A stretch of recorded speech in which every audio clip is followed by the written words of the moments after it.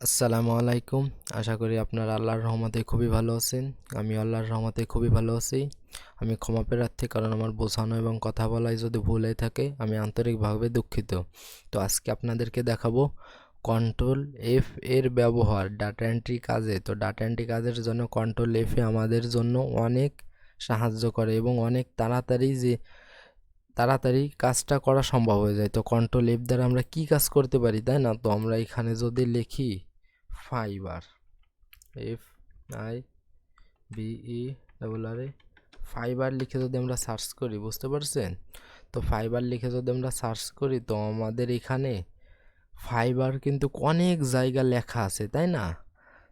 এই জায়গা ফাইবার কিন্তু অনেক জায়গা লেখা আছে ফাইবার। তো আমরা এটাকে কিভাবে খুঁজবো? মনে করেন এরকম যদি আমরা এরকম ম্যানুয়ালি খুঁজি, তাহলে এই জায়গা একটা ফাইবার আছে, এই যে ফাইবার আছে, তো আমরা এরকম যদি খুঁজি সময়টাও অনেক লাগবে এবং এটা আমরা সঠিক খুঁজতে পারবো না, বা আমাদের চোখের ভুলের কারণে একটা দুইটা ভুলও হয়ে যাইতে পারে।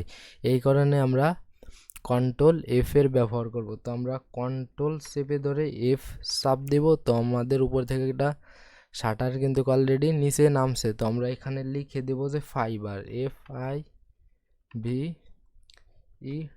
ফাইবার। তো ফাইবার লেখার পরে একটা ইন্টারপ্রেস করব।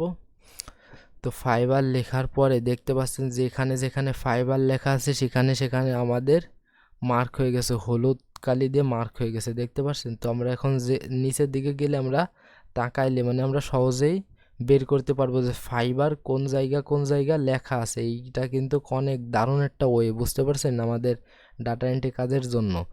তো এই যে আবার এইখানেও দেখতে পারবেন। তো এই যে ডান পাশে আমি দেখাই, এই যে আমার মাউসটা, তো আমি একটু করে দেখাই, এই কোণার দিকে একটু তাকাবেন, বুঝতে পারছেন? এই কোণার দিকে একটু তাকাবেন, তাহলেই দেখতে পারবেন।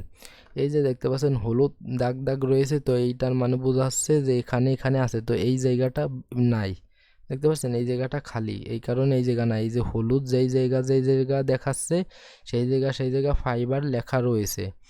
তো ফাইবার লেখা রয়েছে, তো আমরা এরকম যদি কোনো কিছু একটা যদি লেখা খুঁজতে হয় বা ইমেল যদি খুঁজতে হয়, তাই না? তো মেইল খুঁজতে হলে আমরা এখানে কি দেবো, @ দিলেই আমাদের সহজ হবে। যে জায়গা কয়টি ইমেল রয়েছে, তো এই জায়গায় ইমেল রয়েছে, দেওয়া আছে এক জায়গা। এই যে যদি আমরা এখান থেকে আর একটু নিচেই রয়েছে এই জায়গা, আর এই জায়গায় একটা দেওয়া রয়েছে। তো আমরা এখানে দেখতে পাচ্ছেন 1/2 মানে দুইটা দেওয়া রয়েছে, এর বেশি দেওয়া নাই, তাই না? তো আমরা এখানে একটু ইমেল খুঁজবো কিভাবে। তো আমরা এখানে যদি ইমেল লিখে সার্চ দিই, মেল লিখে যদি আমরা ইন্টারপ্রেস করি, ইমেইল লিখে সার্চ দিলাম, তো আমরা কন্ট্রোল চেপে ধরে এফ চাপ দেবো। এফ চাপ দেওয়ার পরে আমরা এখানে লিখবো ইমেইল, ইমেইল। তো ইমেইল লেখার পরে দেখতে পাচ্ছেন যে এখানে কোন জায়গায় ইমেইল লেখা আছে সেখানে হলুদ কালি হয়ে গেছে। তো এই ডাইন পাশেও দেখতে পাচ্ছেন এই জায়গা কিন্তু হয়ে গেছে। তো এরকমভাবে আমরা সহজভাবেই কিন্তু খুঁজে বের করতে পারি যে কোন জায়গায় লেখা আছে। তো আমি আপনাদের বোঝানোর স্বার্থে লিখলাম যে এখানে ইমেল। তো আপনারা এরকম যদি কোনো কিছু একটা সার্চ করেন, তো সার্চ করবার পরে যদি আপনাদের কিছু একটা খুঁজতে হয় যে আমার এই লেখাটা দরকার, তো এখানে অনেক লেখা, তো আমি এইটা কিভাবে বের করব, তাই না? শুধু এই যে গুগল সার্চে এখানেই শুধু যে Ctrl+F দিয়ে লিখবেন তা না, আপনি এটা যে কোনো জায়গা যে Ctrl+F চাপবেন, তারপর আপনার যে লেখাটা দরকার সেই লেখাটা লিখবেন। তো লেখার পর এন্টার প্রেস করবেন, তারপর দেখবেন সেই জায়গা যদি সেই লেখাটা যদি থাকে, সেই পেজে যদি লেখাটা থাকে, অবশ্যই এরকম হলুদ কালি দিয়ে মার্ক হয়ে যাবে। বা এই যে উপরে দেখতে পাচ্ছেন 1/293, তো এখানে 293টি ইমেইল লেখা রয়েছে, এই কারণে আমাদের এখানে 293টি দেখাচ্ছে, বুঝতে পারছেন? তো এরকমভাবে করতে পারেন। তা এরকমভাবে আমাদের কাজটা অনেক সহজ হয়ে যায় Ctrl+F এর মাধ্যমে। ডাটা এন্ট্রি, আমরা যারা ডাটা এন্ট্রি কাজ করি, অনেক সময় অনেক ধরনের কিছু নাম কালেক্ট করতে হয়, সিইও বা ওনার কোম্পানির, এদের নাম কালেক্ট করতে হয়, বা কোম্পানির ইমেল কালেক্ট করতে হয়। এই কারণে আমরা @ দিয়ে খুঁজি, বা সেই কোম্পানির ম্যানেজার বা সিইও এর নাম দিয়ে খুঁজি। তো এরকম আমরা অনেকভাবে খুঁজে থাকি যারা ডাটা এন্ট্রি কাজ করি। তো যারা ডাটা এন্ট্রি কাজ করেন তাদের জন্য এটা অনেক ভালো একটা ওয়ে, বুঝতে পারছেন? তো আপনারা এরকমভাবে আপনাদের কাজটা অনেক সহজ হয়ে যেতে পারে।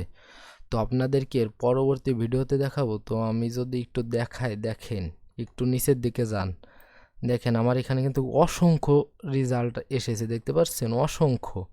তারপরে আবার মোড়ে ক্লিক করলে আরও আছে অসংখ্য। তো আপনারা এই গুগলে সার্চ করতে পারেন, দেশ সিলেক্ট করেও সার্চ করতে পারেন এবং আপনারা সার্চ করে এরকম অসংখ্য আনতে পারেন। তো আমি আর একটা জিমেল দেখাই, তো আমার এই জিমেলটা এরকম দেওয়া না। তো আমি এখানে যদি লিখি ইমেল, EMAIL মেল লিখে যদি আমি সার্চ করি, তো সার্চ করবার পরে একটু নিচের দিকে যাই, দেখেন কয়টা রেজাল্ট এসেছে। তারপর নেক্সট নেক্সট, তো আমরা 7 পেজে যাই, এরকম নেক্সটে যাওয়া লাগবে, বা আমরা এখানে নেক্সট দেওয়া আছে, তো আমরা এইটাই কিন্তু নেক্সট পাই নাই, তাই না? এই নিচের দিকে মোর অপশন আরও অনেক রয়েছে, এখানে কিন্তু অনেক রেজাল্ট এসেছে এই জায়গার থেকে।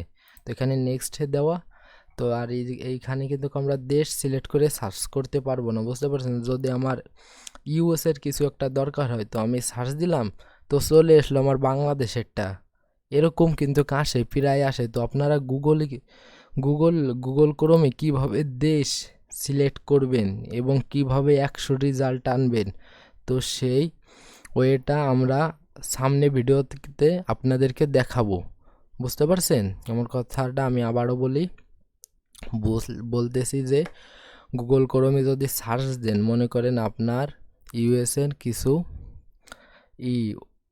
ওয়েবসাইট দরকার, তো আপনি লিখে সার্চ দিলেন, তো আপনার ইউএসএরটা আসলো না, আসলো ঠিকই, মনে করেন মাঝে মধ্যে আসে এবং মাঝে মধ্যে আসেন, তো আপনার ইউএসএরটা আসলো না, আপনার বাংলাদেশেরটা চলে আসলো বা অন্য কোনো একটা দেশের চলে আসলো। তো আপনি সেইটা কিভাবে ঠিক করবেন এবং ইউএসএরটাই কিভাবে আপনি আনবেন, তো দেশটা সিলেক্ট করে সার্চ করা যায় এবং 100 রেজাল্টও আসবে, বুঝতে পারছেন? সেই বিষয় সেইটার উপরে 100 রেজাল্টও আসবে।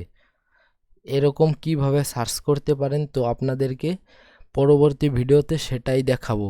খুবই সহজ, এবং দেশ সিলেক্ট করে সব দেশগুলোই সিলেক্ট করে সার্চ করতে পারবেন। এতে অনেক সুবিধা হয় কি, যে দেশের আমাদের ডাটাগুলো দরকার, আমরা সেই দেশ সিলেক্ট করে সার্চ করলে আর কি সেই দেশের ডাটাগুলোই আসবে, অন্য কোনো দেশের আসবে না। এই কারণে মনে করেন আমাদের অনেক সুবিধা হয়। তো সামনে ভিডিও পাওয়ার জন্য চ্যানেলটি অবশ্যই সাবস্ক্রাইব করবেন, ভিডিও ভালো লাগলে লাইক দেবেন, বন্ধুদের মাঝে বেশি বেশি করে শেয়ার করবেন। তো বন্ধুরা ভালো থাকবেন, সুস্থ থাকবেন, আল্লাহ হাফেজ।